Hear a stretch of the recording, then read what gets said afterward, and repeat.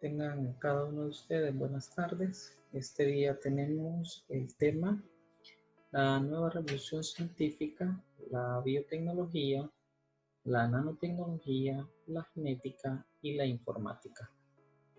Los indicadores de logro son el 3.6, emite juicios de valor sobre la aplicación de la nueva revolución científica a seres vivos y evalúa su impacto a partir de documentación y valoraciones éticas. El 3.7 indaga y comenta críticamente los sistemas de producción en serie y la tecnología informática, explicando sus consecuencias socioeconómicas. Como vemos, vamos a ver un tema muy interesante. Espero les guste. Comenzamos.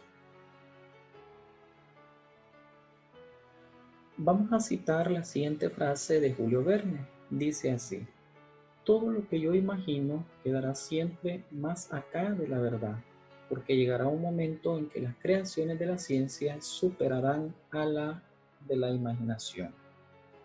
Julio Verne, un escritor, muchos de sus libros hablan de eso, de cómo en un futuro eh, van a hacerse viajes al espacio o se va a ir al centro de la Tierra o se va a poder, en este caso, en 80 días hacer un viaje. Entonces son libros que han quedado en la historia y que hoy en día pues muchos de estos libros son hoy una realidad. Veamos a continuación un breve video sobre Julio Verne. ¿Qué tienen en común la conquista de los polos, los submarinos eléctricos e Internet? Todos estos artilugios y avances aparecieron en las novelas de Verne antes de que fuesen llevados a cabo. El submarino en el que viajaba el capitán Nemo sería construido por primera vez en 1880. El viaje a la Luna que concibió Verne se adelantó más de 100 años al que más tarde encabezaría la NASA. También imaginó una red de comunicaciones similar a Internet, los vuelos de larga distancia o la conquista de los polos años antes de que ocurriesen. ¿Cómo lo hizo? Prestando atención a los avances científicos de la época y pensando cómo podrían evolucionar.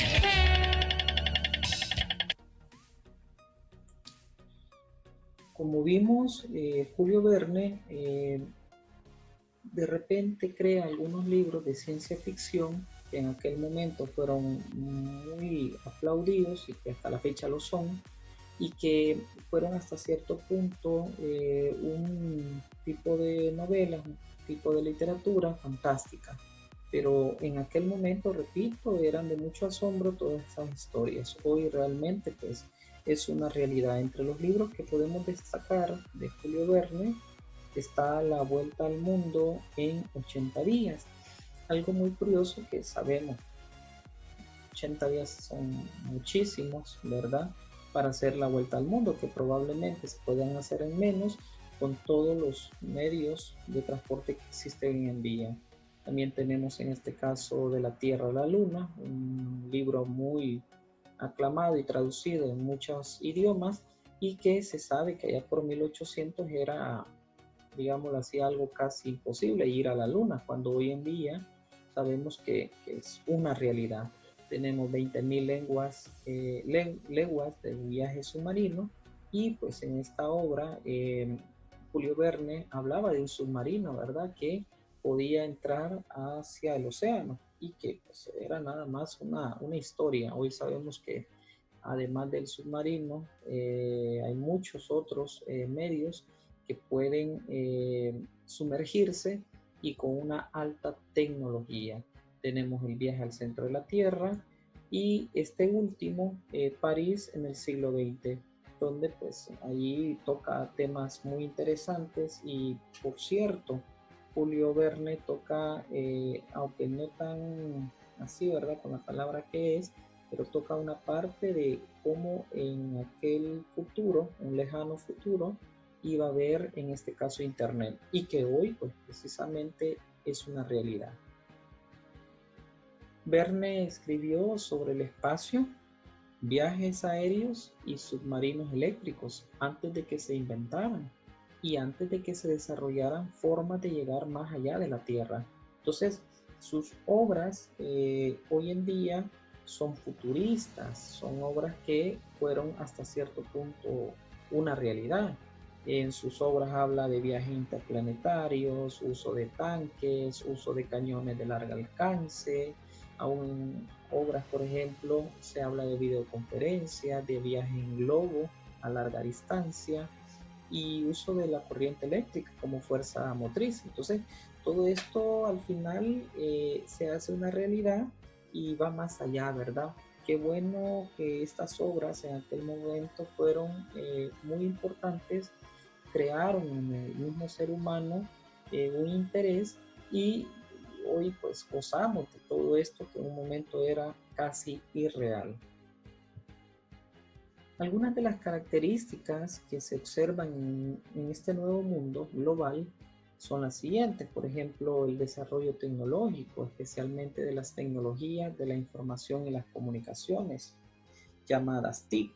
Sabemos que las tecnologías han avanzado de una manera que han mejorado, ¿verdad? La forma como el ser humano se está comunicando, cómo las tecnologías van avanzando cada día, cada segundo en nuestros tiempos y eso facilita que la información sea más veraz, ¿verdad? Más rápida. También tenemos el fácil acceso a contar con una computadora en el hogar, por ello la brecha digital es menor cada día, considerando el acceso a celulares en países donde ni la telefonía domiciliaria era concebida.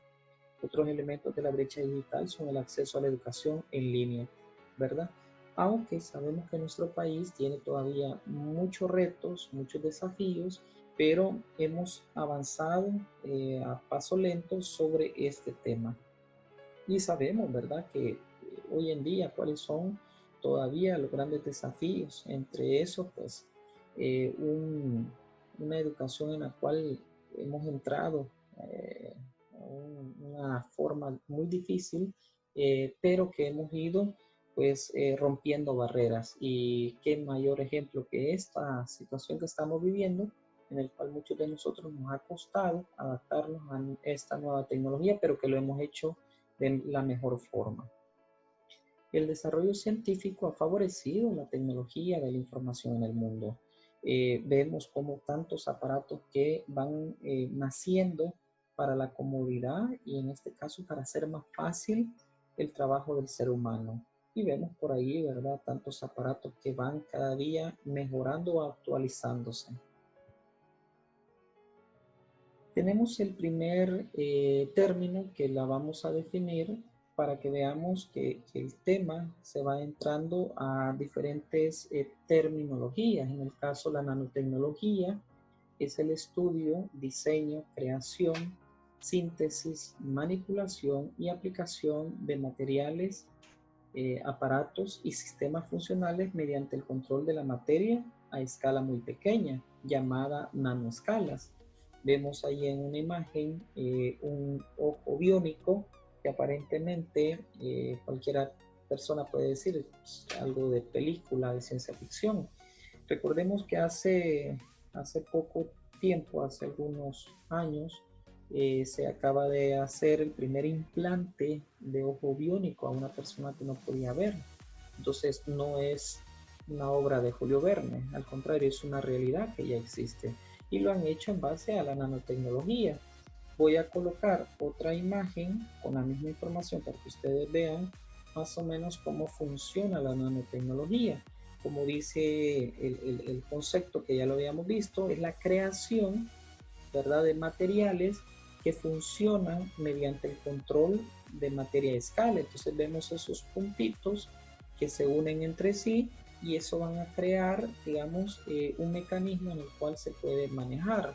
Por ejemplo, hoy en día se puede, como ya mencionamos, puede mejorar el ojo de una persona que ha perdido la vista. Puede ser que elabore un suéter que en unos segundos se pueda secar, entre otros. Entonces, de eso se trata la nanotecnología. Tenemos otro término, es la genética. Estudia la herencia biológica transferida de una generación a la siguiente. y los procesos que garantizan dicha transmisión. La ciencia ha querido en este caso ir mejorando aquellos procesos genéticos. Por ejemplo, aquella persona que tiene una enfermedad, digámoslo así, sanguínea, esta puede en este caso ver en qué medida pues no la pueda heredar la siguiente persona dentro del mismo núcleo familiar. Entonces, la genética juega un papel muy importante en la herencia biológica. Entonces, es un punto importante y algo muy amplio en el caso de la ciencia. Tenemos la informática, es la ciencia que desarrolla la tecnología de las comunicaciones, ya lo decíamos. Hoy en día las comunicaciones es un campo muy amplio que se aprovecha de la mejor manera. Noticias segundo tras segundo, información que corre, ¿verdad? Y esto pues genera que la ciencia no se detiene. Es algo que día tras día pues ha ido mejorando. Hoy vamos a hablar un poco sobre los sistemas de producción en serie a la tecnología informática. Y es que la producción en serie ha cambiado notablemente con la tecnología. La elaboración de vidrio hace 60 años requería de 25 personas como mínimo para seleccionar, fíjense bien, para seleccionar, para quemar, para procesar, para pulir, limpiar y empacar. Se necesitaba de toda esta cantidad de personas para la elaboración de vidrio hace 60 años. Ahora todo este proceso ha cambiado actualmente y es que ahora lo realiza una persona que atienda la máquina. Ahora, en este caso, la producción en serie, que en aquel momento se elaboraba y se utilizaba muchas personas, hoy en día es casi una historia porque el trabajo que requería quizás con la participación de 100 personas o 100 obreros, hoy se realiza en menos tiempo y se obtiene mejor calidad utilizando la tecnología informática. Probablemente una persona solo aprieta un botón y la máquina hace todo el trabajo, o en este caso hace todo el trabajo que en aquel momento lo hacían 100 personas. Y es por eso que he colocado otro subtema, sistema de producción en serie versus tecnología informática.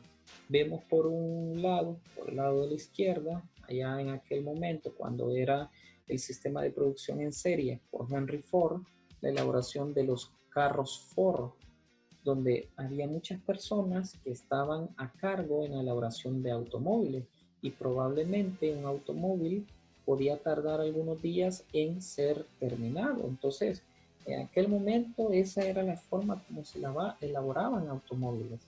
Ahora en día, gracias a la tecnología de la informática y todos los aparatos tecnológicos que existen, es otra historia. Si vemos, poca o ninguna persona está trabajando en algunas industrias, en el caso de la industria de la elaboración o, bueno, elaboración de automóviles, donde solo las máquinas hacen el 100% del trabajo. Entonces, ¿por qué este tema es interesante? Porque vemos cómo la tecnología en realidad ha ido separando o ha ido cambiando al hombre por las máquinas. Eh, un tema de discusión, ¿verdad? Que tenemos que ver y que en el caso del chat vamos a hablar un poco sobre esto, sistema de producción en serie versus tecnología informática. ¿Qué habrá sido bueno? ¿Cuáles son las ventajas de la tecnología informática para el ser humano? Pero ¿cuál es lo malo de la tecnología de la informática para el ser humano? ¿Verdad? Porque ahí pues nos sustituye como tal. Actualmente la producción en serie ha sufrido muchos cambios. Hace algún tiempo el personal seleccionaba o confeccionaba determinados elementos de un producto en la banda plástica y hoy en la actualidad pues las computadoras lo hacen, los sistemas automatizados lo hacen y dominan todas las áreas. El año pasado les decía, por ejemplo, que había un tren que pues automáticamente no necesitaba de una persona que lo dirigiera o que lo manejara. Él automáticamente lo hacía todo, desde manejarlo, salir desde su estación, hacer las diferentes paradas hacia el lugar donde estaban las personas, y aún así el mismo tren, digámoslo así, el tren eléctrico, que por cierto está en Japón, cuando este ya tenía algún desperfecto mecánico, automáticamente iba él solo al taller. Imagínense todo lo que ha cambiado, ¿verdad? No necesitaba que un ser humano lo llevara al taller, sino que él automáticamente lo hacía para hacer sus chequeos, en este caso reparaciones. Entonces, eso es lo que ha cambiado en este caso. Ya casi para terminar, explicarles que esta clase la vamos a resumir. Usted le va a dar en este caso un resumen, lo va a elaborar en su cuadernito y lo va a entregar cuando se le indique. Es así que esta clase ha terminado. Espero que les haya gustado. Nos vemos a la próxima. Y aquí, pues en este caso, va a estar el material en la plataforma para que usted lo pueda descargar. Nos vemos y fue un gusto haber estado con ustedes. Hasta la próxima.